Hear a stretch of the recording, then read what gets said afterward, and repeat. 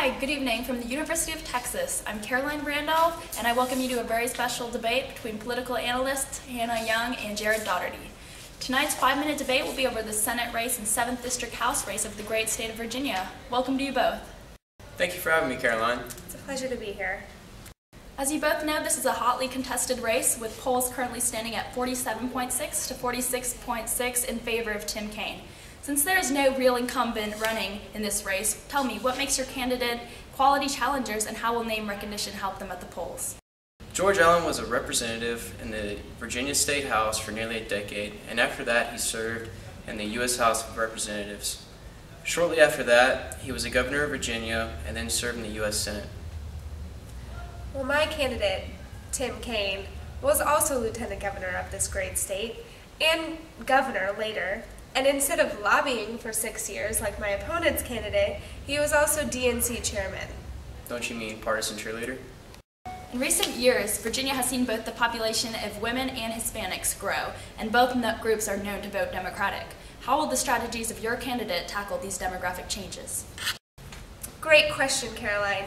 Tim Kaine's platform will clearly benefit more for women, and this is a great distinction drawn between him and Allen.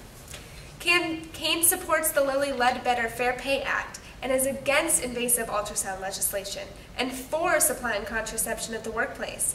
Also, my opponent failed to mention earlier that his candidate lost his last Senate seat by a narrow margin because of a racial slur he made during his last campaign. His candidate is obviously not adaptable to our changing state. This is just not true, Caroline. Why, just the other day, Mr. Allen was asking me to bring him binders full of minorities so that he could work more closely with them. And we all know that Mr. Kaine is just a partisan cheerleader for President Obama, as my candidate has pointed out numerous times. That is simply false. And we all know Article 2 is stupid and doesn't matter. Even though Article 2 doesn't matter, most of the time you simply cannot talk about congressional elections without mentioning presidential approval, especially in this election cycle. Obama and Democrats have been exposed. Their party won seats in 2006 and 2008 elections that they never should have had, including my candidate's seat. This is the reason Webb isn't running now.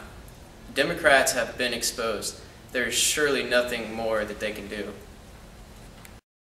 I disagree. Exposure is not a legitimate concern here. We put our best candidate forward because of his name recognition and popularity in the state. Additionally, it'll also definitely be outweighed by my candidate's ability to gather support from the median voter and the growing number of independent voters in Virginia. Kaine is a much more moderate candidate than Allen is, and he is closer to the middle and the critical median voter. So how will your candidate, being a moderate, help him in the election logistically? That's easy, Caroline. Split ticket voting. Since my candidate is closer to the middle than Allen is, people will be able to justify voting for Romney and Kaine, especially since he was such a popular governor in his time. But people won't be able to justify voting for Obama and Allen, since their ideologies are much more spread apart. So even though split-ticket voting won't affect the majority of the population, those that do will be crucial for Kaine's win in this election. 1980s called, and they want their political science theory back. Thank you. And now about the 7th District of Virginia House elections. Representative Eric Cantor has a clear advantage over Wayne Powell. To begin, Cantor has been in office as the House Representative since 2001, meaning he has had the voters on his side the past 12 years.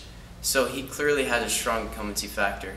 Cantor is in a clear leadership role in the Congress as majority leader and is in line to become Speaker of the House. We can see this with how he's donated $6.7 million of his $7 million raised to other Republican campaign elections that are more competitive, while Powell has raised less than $1 million. Well, my candidate has put up a credible campaign election against Cantor and is the first one to do so. Yes, but he's never held elected office before, and he's just not a quality challenger. Well, there you have it. District 7 is a safe seat for Representative Cantor, who I believe will win with about 65% of the vote. In my opinion, after review of the analysis of the Senate race, I think based on current demographic trends and the fact that split-ticket voting may help swing some independent voters, I think Kaine on November 6th will win by a very narrow margin with 51% of the vote. Thank you and good night.